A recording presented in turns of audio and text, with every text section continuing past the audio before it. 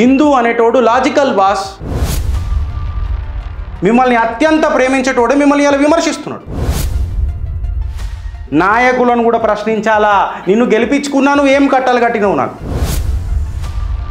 ఇట్లాంటి అడ్డమైన రాజకీయాలు ఓటు బ్యాంకు పాలిటిక్స్ పోతేనే ఇట్లాంటి అరాచకాలు అవుతాయి దేశం. కబ్ తక్ కార్యకర్త జల్తే రహేగా. నేను 3 భాగాలుగా డివైడ్ చేయాలి బెంగాల్లో. నన్ను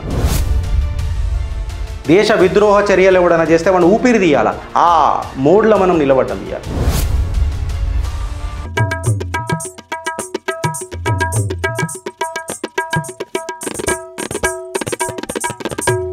ఇలా భారతీయ జనతా పార్టీ గట్టిగా లేకపోతే కూడా మనకి ఇట్లాంటి వాళ్ళే వస్తారు. అదేమున్నది, ఇట్స్ జస్ట్ రేపు నీకు జస్టిస్ ఎందుకు, జస్ట్ రేపు ఆడైంది ఈడవుతుంది, రేపు ఆడవుతుంది. ఏం వండినావు, అన్నం పప్పు వండినా, అచ్చా నువ్వేం తెచ్చినావు కదా, అన్నం పప్పు తెచ్చినా, గట్టనే అయిపోయింది. ఇవాళ కూడా రేపు అనేది దేశం న్యాయమే ఓడి చేస్తాడని నన్ను అడుగుతున్నా. ధర్మం చాలా దూరం మాట. ఇవాళ మీరు అర్థం చేసుకోవాల్సింది ఏంటనంటే, ఆ మహిళకు, ఆ రెసిడెంట్ డాక్టర్కి ఒక పెద్ద 5 మేజర్ రివిలేషన్స్ జరిగినాయి ఈ పోస్ట్మార్టం రిపోర్ట్లు. ఒకటేమో abnormal sexuality, genital torture, deep wounds. Abnormal sex చేసిన ఆమెతో చెప్తున్నా పచ్చిగా, జెనిటల్ టార్చర్ అయింది పాపం ఆ బిడ్డకు. డీప్ వుండ్స్, ప్రైవేట్ పార్ట్స్ దగ్గర డీప్ వుండ్స్ అండ్ కట్స్. ఒక ట్రైనీ డాక్టర్కి దుర్గతి ఇది. ఆమెని ఉర్లకుండా ఆపనీకే ఆమె నోట్లల్లా బట్టలు గుక్కిండ్రు, ఆమె నోరును నొక్కేసిండ్రు. ఈ దమ్ గుటాంచడం వల్ల ఆమె థైరాయిడ్ క్యార్టిలేజ్ అనేది ఇరిగిపోయింది. ఇది చదువుతుంటే నాకు కంపరం లేస్తుంది. హెడ్ ఆమె తలకాయ తీసుకుపోయి గోడకు గుద్ది ఇంజురీస్ చేసి, ఎక్కడదక్కడ కడుపు, ఆమె లిప్సు, ఫింగర్సు, లెఫ్ట్ లెగ్గు ఏ రకంగా పడి ఉండే, ఏ రకంగా ఉన్నది అని అన్నది ఒకసారి మీరు చూడండి. ఆమె పెట్టుకున్న ఈ అద్దాలను ఇట్లనే కళ్ళల్లో కుచ్చేసి లోపలికి వెళ్ళిపోయిన ఈ అద్దాలు అని అంటే ఎంత నరకరాతన అనుభవించి ఉంటుంది ఆ ఆడబిడ్డ, ఒకసారి ఆలోచించుండ్రి. ఇవాళ గోర్ల మీద స్క్రాచ్ మార్క్స్ ఉన్నాయి, ఆమె ఫేస్ మీద స్క్రాచ్ మార్క్స్ ఉన్నాయి. ఎంత తడపడాంచిందొచ్చు ఆ బిడ్డ, ఒకసారి మీరు ఆలోచించండి. ఈ నా కొడుకులను ఏ రకంగా కొట్టాలా అని అంటున్నా నేను, ఏ రకంగా ఇలా నాపాలా అని అంటున్నా నేను. ఇగో గిట్లాంటి అడ్డమైన రాజకీయాలు ఓటు బ్యాంకు పాలిటిక్స్ పోతేనే గిట్లాంటి అరాచకాలు అవుతాయి దేశంలో. మీరు రాసి పెట్టుకోరు ఫ్రెండ్స్. నిన్న బంగ్లాదేశ్ ఉండొచ్చు, రేపు వెస్ట్ బెంగాల్ అవుతుంది. ఇది మీరు రాసి పెట్టుకోండి, రేపు వెస్ట్ బెంగాల్ అవుతుంది. నేను బాబాయ్ ద్వైగామకి అయి చెప్తున్నాను. మీరు అప్రమత్తం లేకపోతే ఇది ఖచ్చితంగా అవుతుంది. ఇవాళ నాయకులని ప్రశ్నించాలా, అది మనోడా వాడా కాదు, వేరోడా మనోడా అన్న విషయం కాదు. నాయకులను కూడా ప్రశ్నించాలా. నిన్ను గెలిపించుకున్నాను ఏం కట్టాలు కట్టినవు నాకు ఓపిక లేదుగా. ఇంకొక రెసిడెంట్ డాక్టర్ నా ఆడబిడ్డ అవుతుంది అని అంటే నేను తట్టుకునే కెపాసిటీలో లేను. ఇంకొకడు ఎవడో వచ్చి నా మందిరాన్ని విరగొడతానన్న ఆస్థా మీద క్వశ్చన్ చేస్తానంటే నాకు ఇక ఓపిక లేదు. ఇంకొక 70 సంవత్సరాల పాటు 150 సంవత్సరాల పాటు సుప్రీంకోర్టు మీద ఆధారపడి కేసు కొట్లాడదామని అంటే నాకు ఓపిక లేదు. ఓటు బ్యాంక్ రాజకీయాల మీద నాకు ఓపిక లేదు. ఇవాళ ప్రతి ఒక్క హిందువు వెస్ట్ బెంగాల్ నుంచి త్రిపుర ఎక్సెట్రా అట్లాంటి ఆసాం ఇట్లాంటి ప్రదేశాలకు వాడు మైగ్రేట్ అయిపోతున్నాడు. కాశ్మీరీ పండిట్స్కి పట్టిన గతి మనం ఏం నేర్చుకోలే. ఇవాళ నేను ఏం అడుగుతున్నానంటే ఒకటే ఒక మాట నేర్చుకో, హిందువులల్లో చైతన్యం లేదు. హిందూ అనేటోడు లాజికల్ బాస్, గుడ్డిగా ఓటయ్యాడు. హిందూ అనేటోడు లాజిక్ దొరికితేనే ఓటేస్తాడు, లేకపోతే లాగులు ఊడదీస్తాడు. ఇవాళ భారతీయ జనతా పార్టీ కొత్తదనం, నువ్వు వక్ఫ్ ఎందుకు తీసుకురాలే అని మాట్లాడుతున్నారు. ఇవాళ ఒక సామాన్యుడు నాకు ఫోన్ చేసి మాట్లాడితే గిరీష్ నేను కోర్టు ఫీజు ఎట్లా కట్టుకోవాలా, దీనికి సమాధానం ఏం చెప్తుంది ఇవాళ భారతీయ జనతా పార్టీ? మీరు 14 మంచిగా చేసిన రోజు ఇంకొక 10 ఉన్నాయి ఆడ. గిరీష్ 14కి వాల్యూ లేదా, అందుకే 3వ ఇచ్చిరు కదా, అందుకే 3వ ప్రధానమంత్రి కావాలని చేసిరు కదా. లేదా నేను మాస్టర్ స్ట్రోక్ కొడతా, మాకు బ్రెయిన్ స్ట్రోక్ వచ్చేటట్టు ఉన్నది. నాకు బ్రెయిన్ స్ట్రోక్ ఎందుకు వస్తుంది అని అంటున్నా అంటే, ఇలా వెస్ట్ బెంగాల్కేని ఆసాం, మేఘాలయ, త్రిపురకు వలసలు పోతున్నాయి. ఇవాళ ఏదైతే బంగ్లాదేశ్లో 2024 అయిందో 2034 ఖచ్చితంగా వెస్ట్ బెంగాల్ అది అవుతుంది. మీరు రాసి పెట్టుకోండి. ఇవాళ ఒక కాశ్మీర్ లాగా వెస్ట్ బెంగాల్ అవుతున్నది. అరే సిబిఐని రాణిస్తలేరు, పోలీసులు ప్రొటెస్టులు చేపిస్తున్నారు. 1,20,000 మంది సివిల్ వాలంటీర్లను పెట్టి మమతా బెనర్జీ సర్కార్ నడుపుతున్నది. మన హోంశాఖ మాత్యులు, భారతీయ జనతా పార్టీ కేంద్ర సర్కార్ స్పెక్టేటర్ లాగా చూస్తున్నది. కార్యకర్తలను ఎలక్షన్ తర్వాత ఏంచింది, బునాంచింది. కేలో హోబే అని చెప్పి మాట్లాడింది. మా మనుష్యు చెప్పిన ఆమె మరణకాండ సృష్టిస్తుంటే కేంద్ర సర్కార్ చెక్కబదన చేస్తున్నది. ఈ పొలిటికల్ కిల్లింగ్స్ ఏడాదాకా వస్తుంది అని అంటున్నా. President rule is not a solution brother. మళ్ళా మరణకాండ చేస్తుంది. 6 నెలల తర్వాత మళ్ళా ఇంకా జబర్దస్త్ అవుతుంది. ఇది అర్థం చేసుకోవాలి. అందుకే నేను 3 భాగాలుగా డివైడ్ చేయాలి బెంగాల్లో నాన్న. పొలిటికల్గా ఆలోచించుండ్రి, కాన్స్టిట్యూషనల్లీ కరెక్ట్గా ఉండడానికి ప్రయత్నం చేయండి, ठेकेदाరులు కాకుండా చూసుకోకుండ్రి, ప్రశ్నించుండ్రి. మాకేం న్యాయం చేసినావు నువ్వు కార్యకర్తలు? కోన్కిస్కా గొట్టం కూటమి వచ్చేస్తుంది. కోన్కిస్కా గొట్టం వచ్చి కార్యకర్తల నోట్లలో మన్ను కొడుతుంది. మనం మన్నున ఊటిన పద్మమూలం కదా, మనం నోరిడిచి మాట్లాడవచ్చు. కాకపోతే వాళ్ళు చేసేది మొత్తం సంసారం. నాయకులు కార్యకర్తలు చేస్తేనేమో వ్యభిచారం. కార్యకర్తలు మాట్లాడొద్దు, కార్యకర్తలు ఎప్పుడు మాట్లాడొద్దు. వత్తాసు వలకాల. భజన పరులు వద్దురా నాయన, భారతీయులు కాన్రి అని చెప్పి మొత్తుకుంటున్నా నేను ప్రతిరోజు నుంచి. భారతీయుల మైదాం, భజన పరులు కాదు అని చెప్పి మాట్లాడుతున్నా. అది ఎవడైనా సరే ఏమైతుంది రా బాయ్, ఉంటాం పోతే పోతాం, పర్మనెంట్కి వచ్చినామా ఇది ఉండడానికి? ఇలా కేవలం మన డిపెండెన్సీ మొత్తం సంఘ్ పరివారం మీద ఉన్నది. పొలిటికల్గా మనకేమైంది ఒకసారి మీరు ఆలోచించుండ్రి. రాజకీయాలు వచ్చినా కానీ ఇవాళ అభినవ జాతిపిత అటల్ బిహారీ వాజ్పేయి గారు అన్న మాటలు మళ్ళీ ఒకసారి గుర్తొస్తున్నాయి. పార్టీ ఆయేంగే పార్టీ ఆ జాయేంగే पर देश रहना चाहिए. अगर ये यू टर्न लेते बैठते हैं सरकार, पर्दे में रह के पर्दे में ही रहना चाहते हैं, पर्दा ना उठाओ करके कहते हैं, तो ये तीर कौन चलाएगा? कब तक कार्यकर्ता जलते रहेगा? ఎవడు చెప్తారు సమాధానం?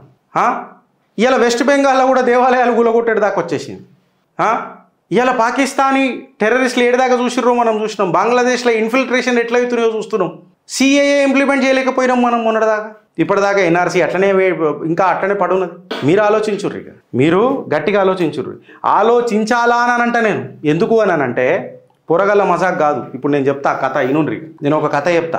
నిన్న నాకు ఒక కార్యకర్త పంపించండు. నాయకులకు లేని సీమ్నెత్తురు కాషాయ కార్యకర్తలకు ఉన్నది. ఈ గుండె కొట్టుకుంటుంది కార్యకర్తలకు. అందుకే నాయకులకు లేని కసి కార్యకర్తలకు ఉన్నది. నాకు ఫోన్ చేసిండు, అన్నా నువ్వు నెగ్లెక్ట్ చేయకు, నేను ఒకసారి మొన్న పంపినా, నువ్వు అది చూడన్నా, చాలా డేంజర్ అన్నా. ఆనాటి బ్రిటిష్ మ్యాప్ అన్నా 1904లా కుకీ ల్యాండ్ అని తయారు చేసిరన్నా. బంగ్లాదేశ్ ఎట్లయితే జరిగిందో మన ఇండియాలో కూడా ఇట్లనే ప్లాన్ చేస్తారన్నా. ఇదే అన్నా చూడన్నా, నువ్వు మాట్లాడన్నా. నేను క్షమాపణ చెప్తున్నా బ్రదర్, నేను డిలే చేసిన, నేను నెగ్లెక్ట్ చేసిన. నిన్న మాట్లాడిన తర్వాత నాకు సిగ్గు వచ్చింది. నిజం మాట్లాడేదాకానే భయం అవుతుంది ఫ్రెండ్స్. మాట్లాడిన తర్వాత అంత హాయిగా ఉంటుంది మనసు అంతా. ఇవాళ బంగ్లాదేశ్లో జరుగుతున్న మరణకాండ మన చికెన్ నెక్ దాకా వస్తుంది ఖచ్చితంగా. ఇది మీరు రాసి పెట్టుకోండి. వీళ్ళు మనది నార్త్ ఈస్ట్ భాగాన్ని 2029 వరకు, నేను డేట్లు కూడా చెప్తున్నా. It is very difficult to analyse the jihadi mentality. ఇవాళ వీళ్ళు ట్రైన్ జిహాద్ అని అంటారు.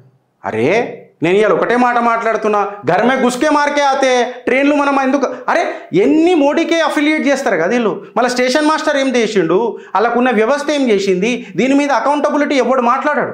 బద్దలు వలగొట్టురో కొన్ని తీసుకొని వచ్చి లోపల బయట. అట్లెట్లయితుంది? నువ్వేం బీక్తున్నావు, నీ ఉద్యోగం కూడా బీక్తామనని. దీనికి కోర్టులు కూడా సపోర్ట్ చేయాలి. అప్పుడు అకౌంటబిలిటీ ఫిక్స్ అయితే అన్నీ కరెక్ట్ అవుతాయి. ప్రతిదీ మోదీ అని అంటే ఎట్లయితుంది? మోదీ గారు కూడా కొన్ని ఆలోచించాలి. ఇప్పటి నుంచి అన్నీ నేనే అని అంటే కుదరదు. 140 కోట్ల జనాభాలో మీరొకరు. You are not only the prime minister, you are one of the cabinet మినిస్టర్లలో మీరొకరు.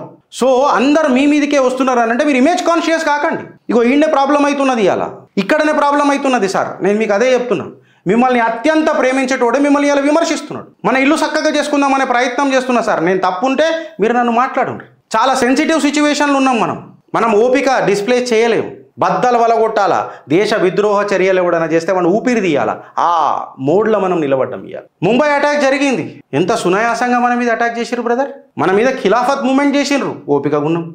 జెనోసైడ్ చేసిర్రు, ఓపిక గున్నాం. మన గోరక్షకులను చంపినరు, ఓపిక గున్నాం. హిందూ రైతుల మీద మరణకాండ చేసిండు పుల్వాల చాచా, ఓపిక గున్నాం. ఈ ఓపిక మన ఊపిరే తీసింది తప్ప ఉత్సాహం ఏడ నింపింది అని అడుగుతున్నాను. ఒక 8th గ్రేడెడ్ సిటిజన్ లెక్క ఎందుకు పనిచేస్తున్నాడు ఒక హిందూ అని చెప్పి అడుగుతున్నా నేను. భారతీయ జనతా పార్టీ వచ్చినాక ఏమైంది మాకు అని చెప్పి నేను అడుగుతున్నా. ఇలా వెస్ట్ బెంగాల్లో పాపులేషన్ ముస్లింలది ఎట్లా పెరుగుతుంది, జనాభా మీద ఎందుకు మాట్లాడతలేరు అని అడుగుతున్నా. అదే ఎర్రకోటకేని పాపులేషన్ మీద మాట్లాడాలా అని చెప్పిన మోదీ మాటలు మోదీ ఎట్లా మర్చిపోయిండు, ఆయన మాటలు ఆయననే అని చెప్పి నేను ప్రశ్నిస్తున్నా. ఈ పాపులేషన్, అరే నేను కష్టపడాలా, 30 మందికి సబ్సిడీ కట్టాలా? నేను కష్టపడి ఆ 30 మంది వాళ్ళకి ఎట్లా సబ్సిడీ కట్టాలా? పాపం ఒక ఆయన నాకు ఫోన్ చేసాడు, ఒక పెద్ద మనిషి, కర్నూలుకి అనుకుంటా. బాగా భావోద్వేగానికి గురైండు. 15 నిమిషాలు నాతో మాట్లాడాడు. నాకు ఫోన్ పెట్టే బుద్ధి కూడా కాలే, అంత భావోద్వేగానికి గురై మాట్లాడుతున్నాడు. అగో హిందువులు ఓటేయాలి. హిందువులను మనం చైతన్యం చేద్దాం సార్. ఫస్ట్ మీరు కట్టర్గా కొట్టురు కదా, ఈ సబ్కా సాత్ సబ్కా వికాస్ డోంగ్ బంద్ చేయరు కదా. ఈ మాట నేను ఎందుకు మాట్లాడుతున్నానంటే కుకీ ల్యాండ్ తయారు చేసుకుందామా, పక్కకు తీసుకొచ్చి పెట్టుకుందామా డీప్ స్టేట్ని? దీన్ని ఎవడు ఆన్సర్ ఇస్తాడు అని అంటున్నా. ఈ బ్రిటిష్ 1904 కుకీ ల్యాండ్ మ్యాప్ ఏదైతుందో దాన్ని సాక్షాత్కారం చేయడానికి ప్రయత్నం చేస్తుంది అమెరికా. మీకేమన్నా వెన్నుల ఉనుకు ఉట్టుకొని వస్తుందా ఇప్పుడు డీప్ స్టేట్ అనగానే? మళ్ళీ చెప్పనించికి ఛాతీకి ఎందుకు భయం అని అడుగుతున్నా. బద్దలు వలగొట్టుడు షురూ చేద్దామని అంటున్నా. అదే షహీన్ బాగ్ వాళ్ళు ఉత్తరప్రదేశ్లో అడుగు పెట్టిర్రా? పెట్టలే. అదే రైతు ప్రొటెస్టర్లు మేము ఉత్తరప్రదేశ్కి పోతున్నామంటే చల్దా దా డంకేపే చోడ్డా అని అన్నాడు ఆ ఉపయోగి మన యోగి. ఈ ఫ్యూచర్ ఇప్పుడు ఏదైతే మరణకాండ అవుతుందో, దొంగతనాలు అవుతాయో, మర్డర్లు అవుతాయో, వ్యాండలిజంలు అవుతాయో, హిందూ జిహాద్ పేర్ల మీద లవ్ జిహాద్లు అవుతాయో, ఇవన్నిటికీ కారణం ఏడికైనా మొదలవుతుంది అంటే వెస్ట్ బెంగాల్కైనా మొదలవుతుంది. పంజాబ్లో కూడా కన్వర్జన్స్ మీద మనం ఏమైనా యాక్షన్ తీసుకుంటున్నామా? లేదు. మళ్ళీ మాస్టర్ స్ట్రోక్ ఏమైంది? ఇవాళ కులేఆం ఖలిస్తానీ కావాలని అంటున్నాడు. అరే నిన్నాక మొన్న ఆ నోట్లో మన్నువాడా అని ఇంట్లో పీనిగెల్లా ఈడు ఈడు ఈడు తమిళనాడు కూడా వేరే దేశం కావాలని అంటున్నానా ఇంకొకడు. వాళ్ళ చెప్పనించికి ఛాతీ ఏమైంది? घर में घुस के मारने वाले को తమిళనాడు में घुस क्यों नहीं सकरे? ఆడెవడాడు మళ్ళీ ఒకసారి నా దేశాన్ని విడగొట్టి మాకు సపరేట్ దేశం కావాలనేటోడు ఎన్ని గుండెలానికి అని అంటున్నా. నయా భారత్లా ఈ నయా మాటలు వినుకుంటా కూర్చుందామా అని అడుగుతున్నా నేను. ఈ మాటలు విననీకే మనం గెలిపించుకున్నామా? అప్పుడైతే ఈ రాయి అయితే ఎందుకు గారాయి అయితే నెత్తి కొట్టుకోనికి ఏ రాయి అయితే? అమెరికాలో రిజర్వేషన్లు ఉన్నాయా? ఆడ పోయి అబ్బా నా పిల్లలు గిట్ల చదివిరు, నా పిల్లలు గట్ల చదివిరు, నా పిల్లలు గిట్ల చదివిరు అని చెప్పి మనం కాలర్లు ఎగిరేస్తాం. అసలు మనకు మన ప్రయారిటీలు ప్రయారిటైజ్ చేసుకోనికే తెలుస్తలేదు. ఇది మీరు అర్థం చేసుకోరు. దేశ్ కా నాగరిక్ ఆప్కే తరఫ్ బోత్ ఏమంటారు చాలా సెన్సిటివ్గా చూస్తున్నాడు, నాజూక్గా చూస్తున్నాడు, చాలా పవిత్రంగా చూస్తున్నాడు. పర్సెప్షన్ మారుతుంది అని చూస్తున్నాడు. మీరు యూటర్న్లు చేసిర్రు అనుకో చాలా ప్రాబ్లం అవుతుంది. ఈ 1904 బ్రిటిష్ మ్యాప్ ఏదైతే ఉన్నదో కుకీది, ఈ లింగ్విస్టిక్ సర్వే ఆఫ్ ఇండియాలో కూడా వాల్యూమ్ 111 పార్ట్ 111లో పెట్టి ఉన్నది. గియర్సన్ జిఏ గడ్ రాసింది ఇది కథ మొత్తం అనుకుంటా. మన బ్యారియర్స్, మన సరిహద్దులు, మన దేశం, మన మోతబరి, మన ఆస్థ, మన బాధ్యత నీళ్ళపాలైతుంటే చూసుకుంటా కూర్చుందామా అని అడుగుతున్నా. ఇలా మేబీ నేను బురా అయితేనొచ్చు గట్టిగా మాట్లాడినందుకు, నోరిప్పినందుకు. కాకపోతే నేను భజన పరుణ్ణి కాదు, నేను భారతీయ పరుణ్ణి, నేను భారతీయుడిని, భజన చేసేటోని కాదు. నేను బాధ్యత కలిగినోడిని, భజన చేసేటోని కాదు. నేను మోతబరి బ్యాచ్ అని చెప్పుకుంటా, మోచయి నీలేదు తాగేటోని కాదు. సబ్కా సాత్ సబ్కా వికాస్. ఉత్తరప్రదేశ్లో ఏమాయ్ కంప్లీట్గా సమాజ్వాదీ పార్టీకి పడ్డాయి ఓట్లన్నీ. మళ్ళీ ఏమాయ్ మీ మాస్టర్ స్ట్రోక్? అప్రమత్తం అవుతారా లేకపోతే నవ్వుల పాలు అవుతారా? ఇలా ఆలోచించుండ్రి. మనకు చిన్న ఒకటే ఒక కొన ఆశ, మోదీ హే తో మున్కిన్ హే. ఆ మోదీ హే తో మున్కిన్ హేని మోదీ హే తో ముష్కిల్ హే అని చెప్పి మార్చకుండ్రి. కరెక్ట్గా డెసిషన్స్ తీసుకునే కంటే ముందు చాలా ఆలోచించి అడుగులేయండ్రి. ఆ కాంగ్రెస్ చెప్పింది కదా వెనకటికి, ఈ ముచ్చట బంద్ చేయండి. మీరేం చేస్తారు దేశానికి అనేది ఇప్పుడు ఇంపార్టెంట్. కార్యకర్తలకు చాలా ప్రాబ్లం అవుతుంది. ఫామ్ లాస్ మీద యూటర్న్ ఎందుకు చేసిండు మోడీ అని అంటే కార్యకర్తలు సమర్థించే కెపాసిటీలు ఇప్పటికీ లేరు. దిన్ దహాడే ఒకళ్ళు వచ్చి స్కీములు పెట్టేసిపోతున్నాడు. సరే మనమేమన్నా సుఖమైన వాళ్ళం అంటే మనం కూడా అట్లాంటి స్కీములు తీసుకొచ్చుడు షురూ చేసినాం, లాడ్లీ ఎక్సెట్రా అవి ఇవి అని.